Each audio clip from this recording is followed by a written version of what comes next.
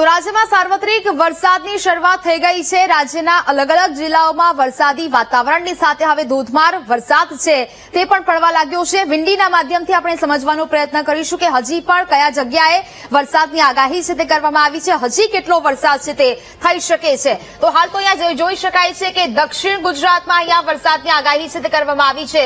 સુરત, વલસાડ હોય તે જગ્યાએ અહીંયા વરસાદની આગાહી છે તે કરવામાં આવી છે। નવસારીમાં પણ વરસાદની આગાહી છે તે કરવામાં આવી છે। સાથે સાથે વડોદરામાં પણ વરસાદ થઈ શકે છે, એટલે કે આખું જે આ સૌરાષ્ટ્ર છે ત્યાં ભારેથી અતિભારે વરસાદ છે તે થઈ શકે છે। અને અહીંયા અલગ અલગ જિલ્લાઓ છે તે વરસાદ તેને નમરોડશે। અલગ અલગ જિલ્લાઓમાં જૂનાગઢમાં પણ વરસાદની ભારે આગાહી કરવામાં આવી છે। સાથે સાથે આ કચ્છનો વિસ્તાર જે આપણે અહીંયા જોઈ રહ્યા છીએ તે કચ્છમાં પણ વરસાદી વાતાવરણ છે તે અહીંયા જામશે કે જ્યાં ગાંધીધામ છે જેવા અનેક વિસ્તારોમાં વરસાદ છે તે જોવા મળશે। જૂનાગઢ છે, ઉના છે, અહીંયા પણ વરસાદ થઈ શકે।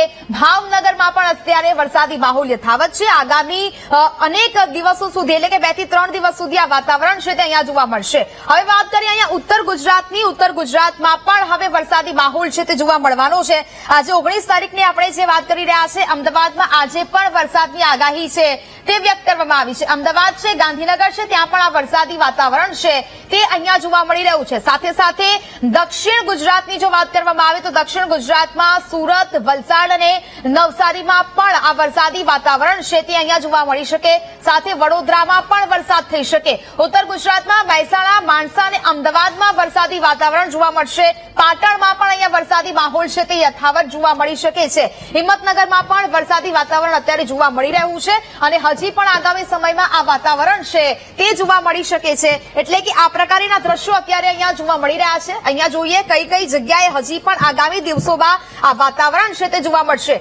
વેરાવળમાં પણ ભારે વરસાદની આગાહી વ્યક્ત કરવામાં આવી છે, તો પોરબંદરમાં પણ વરસાદ છે તે ભારે જોવા મળી શકે। અનેક જગ્યાએ યલો એલર્ટ તો અનેક જગ્યાએ ઓરેન્જ એલર્ટ છે તે આપવામાં આવ્યું છે। પવન પણ 30 થી 40 કિલોમીટરની ઝડપે ફૂંકાઈ શકે છે। જે લો પ્રેશર સિસ્ટમ જે બની છે તેને કારણે સૌરાષ્ટ્ર અને જે દક્ષિણ ગુજરાત છે તેના જિલ્લાઓમાં વરસાદ છે તે પડી શકે છે। અતિ ભારે વરસાદની આગાહી છે તે અત્યારે હવામાન વિભાગ દ્વારા દર્શાવવામાં આવી રહી છે। એટલે કે કહી શકાય કે આ હતી આજથી 2 અને એટલે કે 19 અને 20 તારીખની વાત।